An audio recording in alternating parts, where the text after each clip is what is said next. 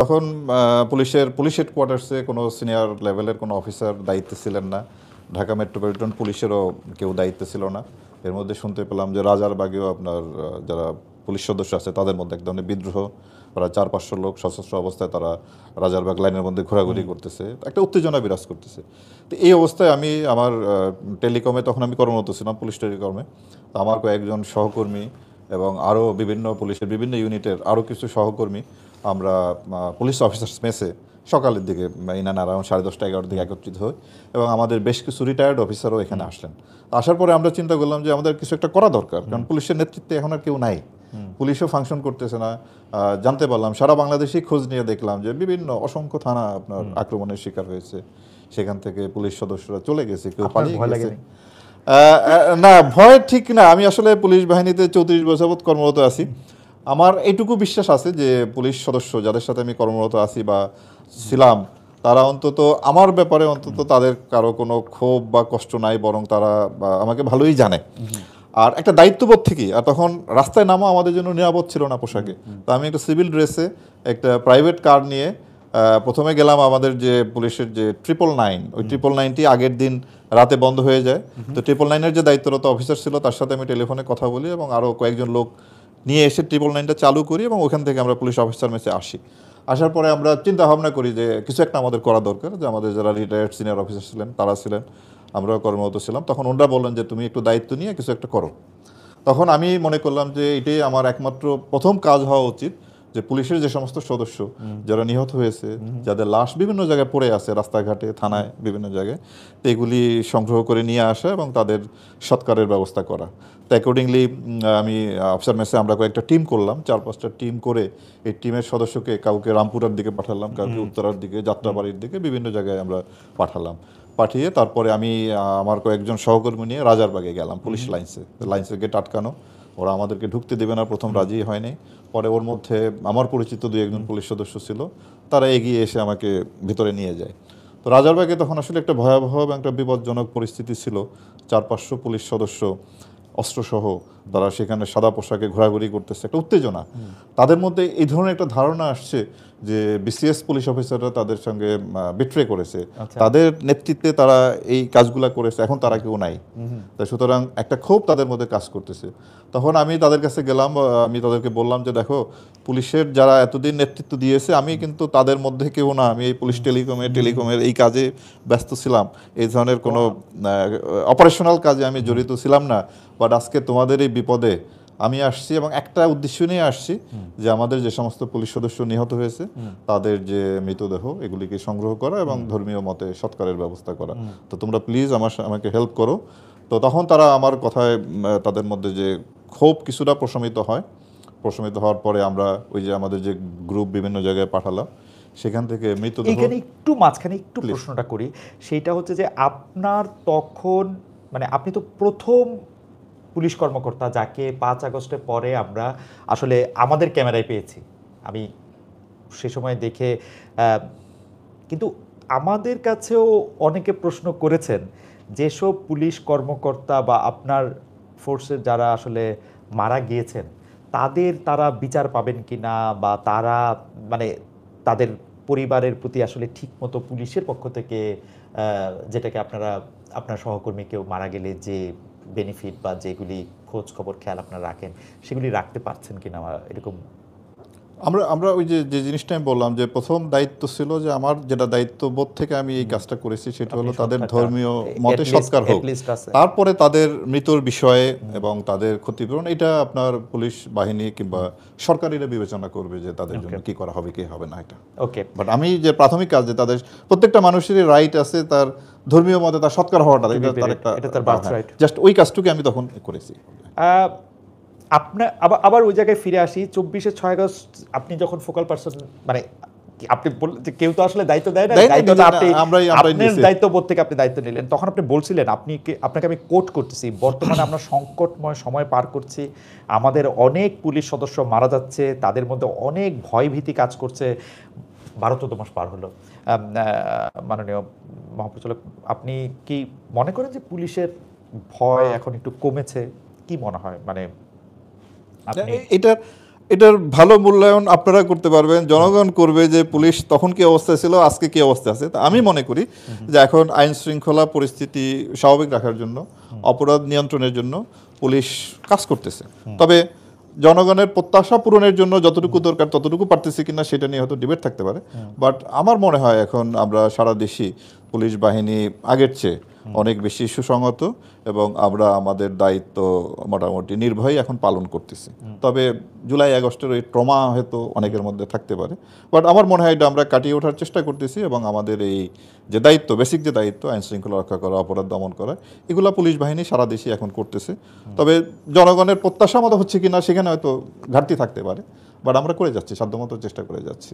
এখানেও যদি আমি একটা সম্পর্ক প্রশ্ন করি, জনগণের প্রত্যাশা পূরণ করতে গিয়ে বাংলাদেশের পুলিশ বাহিনীকে অনেক সময় তাদের কাজের চেয়ে এক্সট্রা কাজ করতে হয়। তাদের কোনো 8 ঘন্টা 10 ঘন্টা কোনো মানবিক আওয়ার সেটা অনেক সময় থাকে না, অনেক সময় এক্সট্রা কাজ করতে হয়েছে, অনেক সময় অনেক কঠিন মেজার নিতে হয়েছে। সেইটা কোনো সময় পলিটিক্যাল চাপে, কোনো সময় নিজেরা উদ্যোগ নিয়েও করছেন। তো এর জন্য আসলে তাকে সমালোচিতই অনেক বেশি হইতে হয়েছে। এখন কি জনগণের উপকার হোক আর না হোক, পুলিশ বাহিনী কি সেইভাবে, আমি শুধু পুলিশের কথা, আমি আপনার বাহিনীর কথাও বলি যে আমরা আগে দেখছি যে যে কোনো সময় যে কোনো কিছুর জন্য র্যাবকে ডাকা, আবার দেখছি যে র্যাবের ক্ষেত্রে গুম হচ্ছে কিনা, খুন হচ্ছে কিনা, র্যাব নানা রকম অসদাচরণ করছে কিনা সেটা দেখা। এইটার এখন কি অবস্থা, মানে আপনি কি এটার মধ্যে একটা ব্যালেন্স? র্যাবের যদি দায়িত্ব বলেন, আমরা র্যাবের যে আমাদের যে ম্যান্ডেটের দায়িত্ব, আমরা ওই দায়িত্বের মধ্যে আমরা কনফাইন্ড আছি। সেটা হলো অবৈধ অস্ত্র উদ্ধার, তারপরে আপনার আর্মস গ্যাং যারা আছে তাদেরকে গ্রেপ্তার করা এবং আইন শৃঙ্খলা রক্ষাকারী বাহিনীকে সহায়তা করা, আপনার গোয়েন্দা তথ্য সংগ্রহ এবং মামলার তদন্ত, যেটা সরকার কর্তৃক আমরা নির্দেশিত হবে, সরকার আমাদেরকে যে আদেশ দেবে সেই মামলাগুলি তদন্ত। তো আমরা very much we are confined with this আমাদের অ্যাক্টিভিটিস। আপনি যে কথাগুলো বললেন যে ধরে আনা বেশি ওভার এজিলিটি, এটা যেমন আপনার যে গুম খুন ক্রসফায়ার, এটা আমাদের বা কোনো বাহিনীরই আইনসঙ্গত কোনো কাজ না। এটি নিঃসন্দেহে বেআইনি কাজ এবং ফৌজদারি অপরাধের কাজ। তো সুতরাং র্যাবের কোনো সদস্য বর্তমানে জুলাই আগস্টের পরে কোনো সদস্যই এই ধরনের কাজের সাথে সম্পৃক্ত হওয়ার কোনো সুযোগ নাই। এই অন্যায়ের বা এই ফৌজদারি অপরাধের দায় এই বাহিনীর কেউ আর নিতে ইচ্ছুক না এবং করবেও না।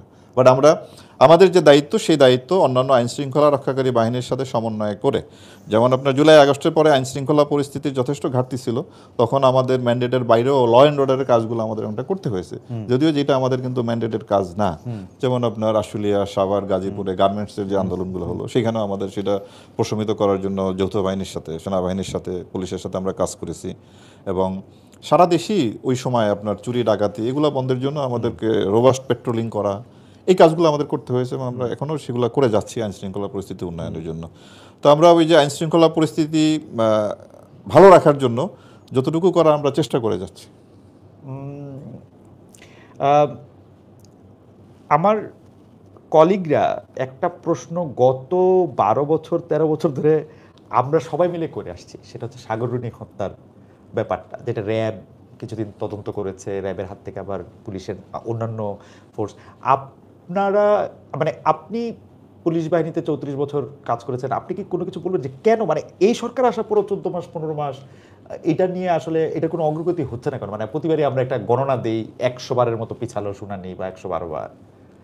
এটা কি আপনি এটা নিয়ে একটু কিছু মন্তব্য করবেন যে এটা আসলে আপনার মানে এটা এরকম কোল্ড কেস হয়ে কেন থাকতেছে? মানে একটা আপনার মামলা বা অপরাধ আপনার তদন্ত করে পুলিশ প্রতিবেদন দেওয়ার আগে সাক্ষ্য প্রমাণ এগুলো সংগ্রহ করতে হয়। হ্যাঁ, সাক্ষ্য প্রমাণ ব্যতীত কোনো অভিযোগ প্রমাণ করা যায় না। তো সাগররুনির মামলায় এটা এখন পর্যন্ত ওই ধরনের প্রতিবেদন দেওয়ার মতো পর্যাপ্ত সাক্ষ্য প্রমাণ সংগ্রহ করা যায় না, এই বিধায় এটার পুলিশ রিপোর্টটা প্রদান করা হয়নি। তা এখন তদন্ত এটা চলমান আছে, দেখা যাক কি হয় এটার বিষয়ে। আচ্ছা, ঠিক আছে।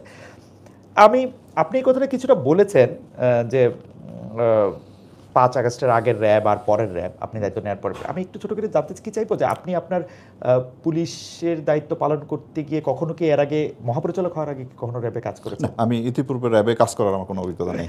তো আপনি কি একটু বলবেন যে আপনি তো তাহলে র্যাবকে বাইরে থেকে দেখছেন, জি, 5 আগস্টের পরের র্যাব আর আগের র্যাবের মধ্যে আসলে পার্থক্য কি? মানে আমি যেরকম দেখি সেটা আপনাকে একটু বলি। যে আমার কাছে মনে হইতেছে যে 5 আগস্টের পরের র্যাব যেন একটু লো প্রোফাইল, আপনি যেটা কিছুটা বললেন যে নিজেদের যে দায় দায়িত্ব সেই দায় দায়িত্বের মধ্যে একটু থাকতে চান, এইটা মানে আরেকটু কি একটু বিস্তারিত করবে যে মানে র্যাব কি আসলে একটু আড়াল থাকে? আমরা এর আগে র্যাবকে দেখেছি অনেক বেশি মিডিয়ায় আসতে। আমার যদ্দূর মনে পড়ে একটা বড় লেংথের ইন্টারভিউ আপনি র্যাবের মহাপরিচালক হিসেবে আমাকেই মনে হয় বা আজকেই মানে আমরা দেখতে পাচ্ছি। মানে আপনি কি মিডিয়াকে একটু এড়িয়ে থাকছেন বা র্যাব কি একটু মিডিয়া থেকে দূরে থাকছে? আমার মনে হয় না। আমি আপনার যোগদান করার পরে প্রথমে একটা প্রেস ব্রিফিং করি, তারপরেও বেশ কয়েকবার একাধিকবার প্রেসের সামনে গিয়েছি এবং আপনার বিভিন্ন সময় দায়িত্ব পালনের ক্ষেত্রে আপনার দুর্গাপূজা বলেন, আমাদের যে ঈদের সময়, রোজার সময় হ্যাঁ। আমরা আইন শৃঙ্খলা রক্ষাকারী বাহিনী হিসেবে আমাদের দায়িত্ব তদারকির জন্য বের হয়েছি, তখন প্রেসের সাথে আমি কথা বলেছি একাধিকবার। আমাদের 15টা ব্যাটালিয়ন তারাও নিয়মিত অভিযান পরিচালনা করে এবং প্রায় তারা প্রেস ব্রিফিং করে। প্রেসে আমাদের উপস্থিতি আছে, প্রেস থেকে যে আমরা মানে দূরে থাকি ব্যাপারটা তা না। আমরা প্রেসের মুখোমুখি হয়ে কথা বলি, বরং প্রেসের সাথে আমরা যত বেশি যাই তত বেশি ইনপুট পাই তাদের কাছ থেকে এবং আমাদের জন্য এটা আমাদের দায়িত্ব পালনের ক্ষেত্রে অনেক ভালো হয়। আচ্ছা, র্যাব পুলিশের একটা এলিট ফোর্স ছিল, এর মধ্যে সামরিক বাহিনী থেকে এসে অনেকে কাজ করেন। একটা বিষয় খুব পপুলারলি বলা হয়ে থাকে যে র্যাবকে আসলে নিয়ন্ত্রণ করে সামরিক বাহিনী, এইটা বা করতো। এখনকার পরিস্থিতি আপনি আসলে কি? এখনকার পরিস্থিতিতে আমি আপনাদেরকে নিশ্চিত করতে পারি যে র্যাব তার যে চেইন অফ কমান্ডের মধ্যে থেকেই কাজ করে। এখানে কোনো বাহিনীর কোনো ধরনের যে অযাচিত বা কোনো ধরনের প্রভাব আছে বলে আমি মনে করি না। আমরা আপনার পুলিশের একটা বাহিনী, পুলিশের একটা অংশ, সেই সুবাদে পুলিশ হেডকোয়ার্টার্স এবং আমাদের যে মন্ত্রণালয়, স্বরাষ্ট্র মন্ত্রণালয়, এই চ্যানেলের মধ্যে থেকেই আমরা আমাদের দায়িত্ব পালন করে যাচ্ছি। আপনিও মানে আসলে আমরা যে বিষয়গুলি নিয়ে আপনার সাথে কথা বলতে চাচ্ছি, আপনি আপনার প্রারম্ভিক আলোচনায় সবগুলিতেই একটু একটু টাচ করেছেন। তারপরে প্রশ্নটা করি যে গত 15 বছরের র্যাবের গুম খুন নিয়ে আমি আসলে বলতে চাই যে র্যাবের যখন প্রতিষ্ঠা হয়েছে তারপর থেকে র্যাব আসলে গুম খুন, এক্সট্রা জুডিশিয়াল কিলিং, ক্রসফায়ার যে নামে ডাকা হোক না কেন, নানা ধরনের এই মানে অনেকেই বলে থাকেন যে পুরো বাহিনীটি একটা দানবীয় বাহিনীতে পরিণত হয়েছিল। আপনি কি মনে করেন এর দায় কি এই র্যাব যে আইনের মাধ্যমে গঠিত হয়েছিল সেই আইনের, এটা সাংগঠনিক কাঠামোর নাকি নির্দিষ্ট কিছু ব্যক্তির? আপনাকে একটু এমনিও মনে করিয়ে দিতে চাই যে আমাদের বিখ্যাত লেখক হুমায়ুন আহমেদ তিনি কিন্তু একটি উপন্যাসই লিখে ফেলেছিলেন হলুদ হিমু কালো র্যাব নামে। আপনি কি একটু বলবেন যে এটা কি আসলে র্যাব যেই আইনে গঠিত হয়েছিল ওইটার প্রবলেম, কিছু লোকের প্রবলেম, আমাদের চাহিদার প্রবলেম, না মানে আপনার র্যাব যে আইনে গঠিত হয়েছে এপিবিএন অ্যাক্টের সংশোধনের মাধ্যমে, আইনের কোনো ত্রুটি আছে বলে আমি মনে করি না।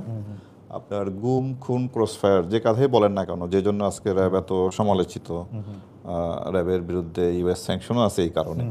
তো এই কাজগুলি কোনো বাহিনীর, আইন শৃঙ্খলা রক্ষাকারী কোনো বাহিনীর দায়িত্বের মধ্যে পড়ে না। এগুলি আসলে একেবারে আপনার একটা ক্রিমিনাল অফেন্স। খুন করা, গুম করা, আটকে রাখা, কোথাও রংফুল কনফাইনমেন্ট, ফোর্সফুল ডিসঅ্যাপিয়ারেন্স, যাই বলি না কেন, এগুলো আপনার একেবারেই ফৌজদারি অপরাধ।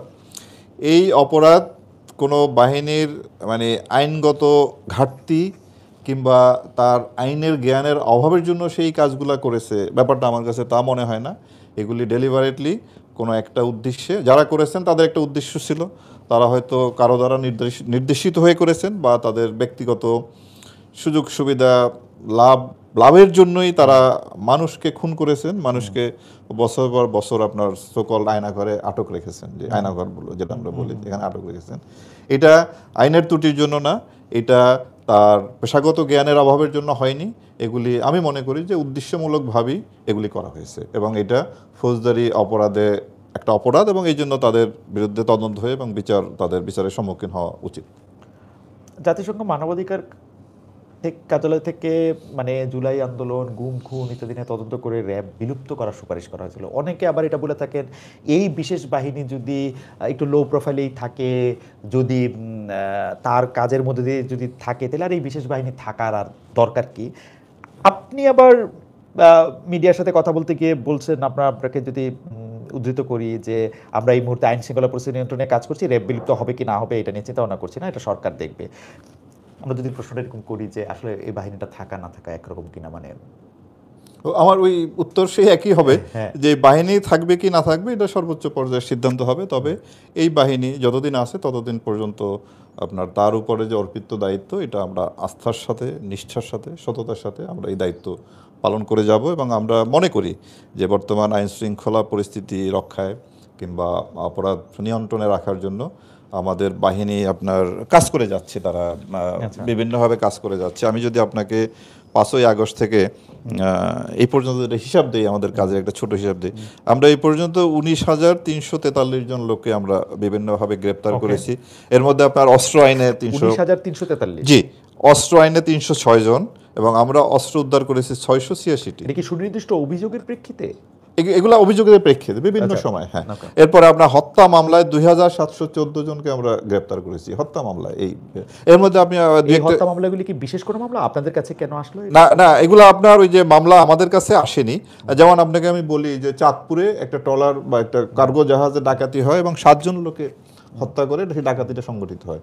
তো শোনার সাথে সাথেই ঘটনা আমাদের নলেজ আসার সাথে সাথেই আমরা এটা শ্যাডো ইনকোয়ারি শুরু করি এবং 24 ঘন্টার মধ্যে এর যে মূল আসামি তাকে আমরা গ্রেপ্তার করতে আচ্ছা, সক্ষম হই। এখানে আমার একটা প্রশ্ন আছে যে আপনি কি যখন শ্যাডো ইনকোয়ারি করার সিদ্ধান্ত নেন, এই সিদ্ধান্ত কি আপনি নেন? মানে আমরা এই সিদ্ধান্ত এইটা একটু মানে আমি জি, আইন please, কানুন হ্যাঁ। বুঝি না, কিন্তু এটা একটু পুলিশি আইনের সাথে একটু সাংঘর্ষিক না কিনা? না, এটা সাংঘর্ষিক না, যেহেতু আমাদের ম্যান্ডেটে আছে যে আইন শৃঙ্খলা রক্ষাকারী বাহিনীকে সহায়তা করা, আচ্ছা। গ্রেপ্তারে সহায়তা করা, আচ্ছা। হ্যাঁ। এবং এই যে রহস্য উদ্ঘাটনে আমরা তাদের সহায়তা করি। লিগ্যাল প্রক্রিয়াটি এটা সংশ্লিষ্ট থানা পুলিশই গ্রহণ করে। ওকে। হ্যাঁ, আমরা যেমন এই 7 জনকে গ্রেপ্তার করে দ্রুত করে আপনার পুলিশকে পুলিশকে আমরা hand হ্যান্ড ওভার করেছি। আপনারা জানেন যে মিটফোর্ড হাসপাতালে একটা খুব মর্মান্তিক হত্যাকাণ্ড সংঘটিত হয়, Right. পাথর মেরে একটা লোককে মারে। হ্যাঁ, হ্যাঁ। তো এটি দেখার সাথে সাথেই আমরা দ্রুতই এটার শ্যাডো ইনভেস্টিগেশন শুরু করি এবং খুব অল্প সময়ের মধ্যেই 2 জন আসামি আমরা গ্রেপ্তার করি, যাদেরকে সিসি ফুটেজে দেখা গেছে, এবং গ্রেপ্তার করে আমরা পুলিশে হ্যান্ড ওভার করি। কিন্তু মাননীয় মহাপরিচালক, আমি যেটা বলতে চাই যে এইটা একটু প্রক্রিয়াটা একটু অবৈজ্ঞানিক মনে হয় কিনা? মনে করেন বাংলাদেশে 200 খুন হইতেছে ধরা যাক একটা গিভেন টাইমে, আপনি 10টা খুনের প্রতি বিশেষ মনোযোগ দিতেছেন, এটা আপনার ওন ডিসক্রিপশন বা মিডিয়া যেটাকে নিয়ে বেশি কথা বলতেছে সেইটার জন্য একটু মানে প্রক্রিয়াটা একটু অবৈজ্ঞানিক মনে হয় না, কিনা? এটা তো আপনার ওই যে আমাদের এটা পিক এন্ড চুজের সমানা থাকে কিনা? পিক অ্যান্ড চুজ, এটা আপনি হয়তো আপনার দৃষ্টিতে বলতে পারেন, বাট আমরা চাই যে সবগুলা খুনেরই আপনার তদন্ত হোক, আচ্ছা। সেটার বিচার হোক, জি। এবং প্রত্যেকটা খুনেরই তো আপনার থানায় মামলা হয় এবং আচ্ছা। পুলিশ এটা ইনভেস্টিগেট পুলিশ করবে, minimum বাট আমাদের পক্ষে তো আর সবগুলা খুন করা সম্ভব করা সম্ভব না। সুতরাং এর মধ্যে আমরা বেছে বেছে যেগুলা খুব সেনসিটিভ খুন, মানুষকে খুব আলোড়িত করে, মিটফোর্ডের ঘটনাটা আলোড়িত করেছে, জি। গাজীপুরে এক সাংবাদিককে প্রকাশ্যে সন্ধ্যার পরে জি। তাকে খুন করে, ওইটারও আমরা আসামি গ্রেপ্তার করেছি। এরপরে আপনার যে বিভিন্ন সময় এই জায়গায় যদি আপনি আমাদের একটু আলোকিত করতেন যে আপনি তো পৃথিবীর নানা জায়গায় কাজ করছেন, আসলে আপনার পড়াশোনা বিস্তর, পৃথিবীর উন্নত দেশগুলিতে এইটা কিরকম ভাবে হয়? ধরেন মানে থানারও তো একটা নিজস্ব সক্ষমতা আছে, আমরা কিন্তু সারাক্ষণই দেখতে থাকি এই পুলিশের জুরিসডিকশন নিয়ে কিন্তু পুলিশ খুব সেনসিটিভ থাকে, জি জি যে এটা আমার জুরিসডিকশন, ও তো এটার মধ্যে জি, যেমন জি। তো এটা তো এইটা না, না, সারা পৃথিবীতে কেমন মানে না, র্যাবের মতো অন্য- সারা পৃথিবীতেও আপনার এরকম এলিট বাহিনী আছে যারা নিয়মিত ওভারল্যাপিং আছে। আর আমাদের এইখানেও যে জিনিসটা হয়, এখানে ওই জুরিসডিকশন নিয়ে আমাদের মধ্যে কোনো সমস্যা নাই। আমরা কিন্তু পরস্পরকে আপনার কমপ্লিমেন্ট করি। আমরা যে থানা পুলিশ বলেন বা অন্যান্য পুলিশের যে ইউনিট আছে, র্যাব আছে, আমরা একটা ক্রাইসিসের সময় সবাই সম্মিলিতভাবে কাজ করি এবং একটা মানে এটা একটা আমাদের এই সম্মিলিত উদ্যোগের ফলে অনেক সময় কাজগুলো ত্বরান্বিত হয় এবং খুব দ্রুততম সময় আমরা এটা করতে পারি। এটা নিয়ে কোনো আপনার কোনো সমস্যা নাই, মানে জুরিসডিকশনের কোনো সমস্যা নাই, কোনো কনফ্লিক্ট নাই। রাদার আমরা পরস্পরের সহযোগিতার মাধ্যমে কোনো কাজগুলো ego করি। conflict? না, কোনো না ইগো কনফ্লিক্ট এখানে কোনো ধরনের কোনো নাই। আচ্ছা, এটা আমি মানে দর্শকদের উদ্দেশ্যে মানে আপনার আসলে রিপোর্টিং বসকে আমার আপনার যে পুলিশ হেডকোয়ার্টার্স এবং পুলিশ হেডকোয়ার্টার্সের মাধ্যমে স্বরাষ্ট্র মন্ত্রণালয়, আমি পুলিশ হেডকোয়ার্টার্সের সাথে কাজ করি, পুলিশের একটা অঙ্গ। জি, পুলিশ হেডকোয়ার্টার্স মানে আপনি কি আপনার মানে আইজি জি, সাহেবকে উনি আপনার জি জি জি, হ্যাঁ হ্যাঁ, আমাদের লাইনে আমাদের যত আপনার রিপোর্ট বা বিভিন্ন তথ্য বা আমাদের যোগাযোগের সব পুলিশ হেডকোয়ার্টার্সের মাধ্যমে হয়। ওকে। আপনাদের কার্যক্রম বিশেষ করে গত 3-4-5 মাসে যখন বড় বড় কতগুলি বিশেষ করে দুর্গাপূজা সহ আরো কতগুলি মানে সংখ্যালঘুদের সংখ্যালঘু শব্দটা আসলে বলতে চাই না, মানে যারা জি। মানে কম সংখ্যায় আছেন তাদের নিরাপত্তা নিশ্চিত আপনারা বেশ ভালো কাজ করেছেন, কিন্তু আপনাদের যেটা সমালোচনা যে এই 12-14 মাসে দেশে শতাধিক মাজার ভাঙা হয়েছে, কোনো কোনো ক্ষেত্রে কিছু জিনিস ঘোষণা দিয়ে করা হয়েছে, দরবারের লাশ তুলে আগুন দেওয়া হয়েছে, এগুলি প্রতিরোধে আমরা র্যাবকে তেমন একটা সক্রিয় দেখি নাই। না, এগুলো আপনার আমি বলি আমাদের যে সংখ্যা, হ্যাঁ, আমাদের সংখ্যা পুলিশের তুলনায় বা সেনাবাহিনীর তুলনায় খুবই কম। আমরা 10 থেকে 10,500 লোক। তো সুতরাং কোথাও যখন এই ধরনের আপনার আইন শৃঙ্খলা রক্ষা বাহিনীর ডেভেলপমেন্ট হয়, সেটা আমাদের সংখ্যাটা সেখানে কম থাকে। তো প্রতিটি ঘটনায় আমরা ছিলাম কিন্তু এটা হয় কি আপনার আমরা জুলাই আগস্টের পরে পরিস্থিতি নিয়ন্ত্রণের ক্ষেত্রে শক্তি প্রয়োগের ক্ষেত্রে আমরা এখন কিছুটা সংযমের পরিচয় দেই। হ্যাঁ, আমরা আপনার শক্তি প্রয়োগের ক্ষেত্রে অর্থাৎ যাতে সেখানে ক্যাজুয়ালিটি খুব বড় ধরনের না হয়, এই সংযমের পরিচয় দেই। কারণ কিছু কিছু পরিস্থিতি আছে যে মব কালচারের বা কথা যেটা বলতেছেন, যে যেখানে হাজার হাজার মানুষ জড়ো হয়, ওই মব কন্ট্রোল করতে গেলে যে পরিমাণ শক্তি প্রয়োগ করা দরকার, ওই পরিমাণ শক্তি প্রয়োগ করলে সেখানে হয়তো অনেক বেশি ক্যাজুয়ালিটি হয়। এইভাবে বেশ কয়েকটা জায়গায় আমরা দেখেছি যে সেখানে আপনার প্রায় আমাদের আইন শৃঙ্খলা রক্ষাকারী বাহিনীর প্রায় 400-500 সদস্য ছিল, তারপরও ওই যে ময়মনসিংহের একটা মাজার ভাঙ্গার ক্ষেত্রে তারপরও আমরা সেটা নিয়ন্ত্রণে রাখতে পারিনি, আমাদেরকে ওভার পাওয়ার করে তারা এটা করেছে।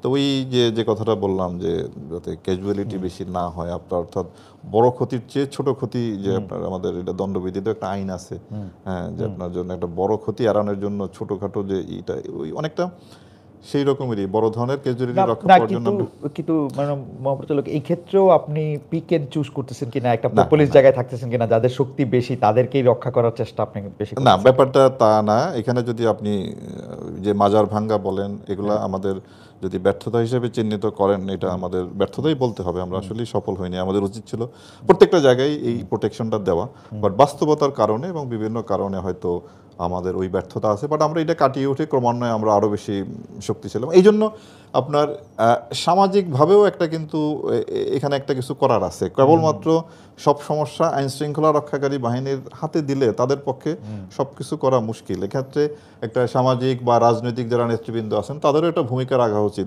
এই ধরনের ক্ষেত্রে। তারাও যদি এগিয়ে আসেন, তাহলে আমরা সবাই মিলে হয়তো এই যে মব কালচারের যেগুলো ধর্মীয় প্রতিষ্ঠানে আঘাত বা একটা যে কলহ, বিভিন্ন গোষ্ঠীগত কলহ, এগুলা থেকে আমরা পরিত্রাণ পাওয়ার জন্য আমাদের সবার একটা সম্মিলিত প্রচেষ্টা দরকার। আপনি যেহেতু মবের কথা বললেনই, তো আপনার কাছে কি মনে হয় মব থেকে কারো জীবন বাঁচাতে, আমি একদম সুপ্রিম বা সর্বোচ্চ ঘটনা, অপটিমাম ঘটনার ক্ষেত্রে বলতেছি, জীবন বাঁচাতে আপনার কাছে কি মনে হয় যে আপনার বাহিনীর যারা আপনার সহকর্মী আছেন তারা যথেষ্ট অ্যাক্টিভ হচ্ছেন? মানে এটা একটা অভিযোগ যে র্যাব আসলে খুব অ্যাক্টিভ হইতেছে না, চোখের সামনে মানুষকে খুন করা হচ্ছে বা খুনের উদ্দেশ্যে একজন মানুষ আরেকজনের দিকে যাচ্ছে, র্যাব অ্যাক্টিভ হচ্ছে না বা এক ধরনের, এটা কি আপনি এই অভিযোগটা? না, অভিযোগটা আমি ঠিক এইভাবে মানতে রাজি না। আমরা চেষ্টা করি আর কি, ওই মানুষের জীবন বাঁচানোর জন্যই তো আমরা আইন শৃঙ্খলা আমরা চেষ্টা করি। সেই ক্ষেত্রে হয়তো কোথাও কোথাও ব্যর্থ হতেও পারি, বাট আমাদের সফলতা অনেক আছে। তবে আপনার মবের যতগুলা ঘটনা ঘটছে প্রত্যেকটা ঘটনায় কিন্তু আইনগত ব্যবস্থা নেওয়ায় আমরা নিয়েছি। যেমন আপনার কুমিল্লায় মা এবং মেয়েকে পিটিয়ে হত্যা করেছে মব সৃষ্টির মাধ্যমে, যে তারা মাদকের ব্যবসা করে, এলাকার পরিবেশ নয় এই জন্য। তো আমরা হয়তো ঘটনাটা জানার পরে পরবর্তীতে এর সঙ্গে যারা জড়িত আমরা কিন্তু তাদেরকে গ্রেপ্তার করেছি। এরপরে আপনার কুমিল্লা মুরাদনগরেও যে আমাদের এক হিন্দু বোন, তাকে উলঙ্গ করে তাকে নির্যাতন করা এবং তাকে যে করা হয়েছে, সেই ঘটনায় কিন্তু আমরা যে প্রিন্সিপাল অ্যাকিউজড সহ অন্যান্য আসামিদের কিন্তু আমরা গ্রেপ্তার করেছি। আমরা আইনগত প্রক্রিয়া কিন্তু প্রতিটা ক্ষেত্রেই বাংলাদেশে মবের কারণে সৃষ্ট প্রত্যেকটা ঘটনায় কিন্তু আইনগত ব্যবস্থা নেওয়া হয়েছে, আসামিও গ্রেপ্তার হয়েছে। হয়তো তাৎক্ষণিকভাবে সেটা আমরা প্রিভেন্ট করতে পারি নাই কোথাও কোথাও, বাট পরবর্তীতে কিন্তু আইনগত প্রক্রিয়া প্রত্যেকটা ঘটনায় কিন্তু নেওয়া হচ্ছে। আমি যদি একটু পলিটিক্যাল পার্টিগুলির কথা আসি, যে জুলাই আন্দোলনের, মাফ করবেন, জুলাই আন্দোলনের মিত্র দলগুলো একটা মানে একে অপরের বিরুদ্ধে প্রায় চাঁদাবাজি, দখলবাজি ইত্যাদির অভিযোগ আনছে। বিএনপি এই ধরনের অভিযোগের ভিত্তিতে বিএনপির বলা মতে 8,000 নেতাকর্মীদের বিরুদ্ধে ব্যবস্থা নিয়েছে। তাদের শীর্ষ নেতারা বলছেন যে সরকারে তো বিএনপি নাই, সেক্ষেত্রে দলীয় পরিচয় না দেখে প্রশাসন চাঁদাবাজ, দখলবাজদের বিরুদ্ধে ব্যবস্থা কেন নিচ্ছে না? মানে র্যাব এটা নিয়ে কাজ করতেছে কিনা? কারণ অনেক জায়গায় আমরা অভিযোগ শুনতেছি যে বিএনপি পরিচয়ে, ধরেন আমি আপনাকে পার্সেন্টেজ বলি, আমি যেরকম শুনছি যে বিএনপির পরিচয় দিয়ে বা বিএনপির নেতাকর্মীরা 80% জায়গায় চাঁদাবাজি করতেছে, জামায়াতের নেতাকর্মীরা তার চেয়ে একটু কম করতেছে, ধরেন 10%, এনসিপি নেতাকর্মীরা করছে এরকম 5-7 ভাগ। তো আপনারা কি এইটাকে নজরে আনতেছেন, বিশেষ করে সাধারণ মানুষ যেখানে এফেক্টেড হতেছে চাঁদাবাজি? না, আপনার এই যে চাঁদাবাজি বলেন, দখলদারি বলেন, এটা যারা করে আমাদের কাছে তাদের রাজনৈতিক পরিচয়টা মুখ্য নয়। কে কোন দলের সেটা আমরা দেখি না, আমরা দেখি সে এটা অফেন্স হলো কিনা, ক্রিমিনাল অফেন্স হলে আমরা তাৎক্ষণিকভাবে আইন শৃঙ্খলা রক্ষাকারী বাহিনী সবাই মিলে আমরা সেখানে ব্যবস্থা নেই। তো এই ধরনের চাঁদাবাজির কথা যেখানে আপনারা বলতেছেন, যেমন আপনার সিলেটে যে পাথর চুরির ঘটনা ঘটলো, সেখানেও কিন্তু আমরা মামলা হওয়ার পরে এর যে একজন মূল আসামি তাকে কিন্তু আমরা গ্রেপ্তার করেছি। আমি আরেকটা উদাহরণ দিই, ঢাকায় আপনার এই যে সোহাগ কাউন্টার মালিবাগে, সেখানেও একটা মব সৃষ্টির মাধ্যমে ভাঙচুরের একটা ঘটনা ঘটে। তো ওই ঘটনা ঘটার পরও কিন্তু তাদের হয়তো একটা রাজনৈতিক দলের পরিচয় ছিল, আমরা কিন্তু খুব দ্রুতই সেখানের যে মূল আসামি তাকে কিন্তু আমরা গ্রেপ্তার করে তাকে আমরা পাঠিয়েছি। আমরা রাজনৈতিক পরিচয়টা আমরা দেখি না। মানে বিএনপির লোক হলে আপনারা ধরবেন না না এরকম না মানে? না না না তো কোনো সারা বাংলাদেশে কোনো বিএনপির বিরুদ্ধে কোনো অনেক চাঁদাবাজির অভিযোগ কোনো আসছে। আপনার এই যে রাজনৈতিক পরিচয় আমাদের কাছে মুখ্য না। চাঁদাবাজির অভিযোগ আমরা কিন্তু ওই যে মামলা হওয়ার পরবর্তীতে আমরা ব্যবস্থাগুলো নিতে পারি আর কি, র্যাব যে সহায়তা আচ্ছা, আমরা আচ্ছা। করি। হ্যাঁ, ও আচ্ছা। তাৎক্ষণিকভাবে আমাদের হয়তো সংখ্যার কারণে এই যে প্রিভেন্টিভ অ্যাকশন আমাদের পক্ষে অতটা বেশি নেওয়া সম্ভব হয় না। বাট এই ধরনের যে আবারও আপনি যেটা বলছেন চুজ অ্যান্ড পিক যাই বলেন না কেন, হ্যাঁ। যেখানে দেখি যে এটা খুব সিরিয়াস টাইপের ঘটনা, যেখানে আপনার ওই যে ওই রাজনৈতিক পরিচয় ব্যবহার করে যারা ঘটনা ঘটে, আমরা সেগুলো তাদের রাজনৈতিক পরিচয় আমাদের কাছে মুখ্য না। আমরা ওই ক্ষেত্রে ওই আসামি গ্রেপ্তার Even অতীতেও করেছি, এখনো ভবিষ্যতে আমরা করব। ইভেন ধরা যাক ওরা যদি এনসিপি হয়, যে কোনো অনেকে দলের বলা হচ্ছে যে এনসিপি কিংস আমি পার্টি, আবারও বলি যে আমাদের কাছে ওই কিংস বা কুইন পার্টি বলে কোনো পার্টি নেই। আমরা একেবারেই র্যাব নিরপেক্ষভাবে আমরা আইনের দৃষ্টিতে আইনের লেন্স দিয়ে আমরা দেখব এবং সেখানে এই ধরনের লোক আমরা গ্রেপ্তার করব। এবং এই জন্য আমাদেরকে, আমি আবারও বলি যে কোনো রকম তদবির বা চাপের মুখে পড়তে হয়নি। জামাত ইসলামী যে কোনো দল হোক না কেন, সে যদি অপরাধ করে অবশ্যই আমরা তাকে আইনের আওতায় আনবো। এই প্রশ্নটা নিশ্চয়ই এখন এইটা নিয়ে অনেক আলোচনা হতেছে যে অন্তর্বর্তী সরকারের সময় যে জুলাই হত্যাকাণ্ড হয়েছে এর মধ্যে সামরিক বাহিনী যেসব সদস্যরা সিভিলিয়ান এইডে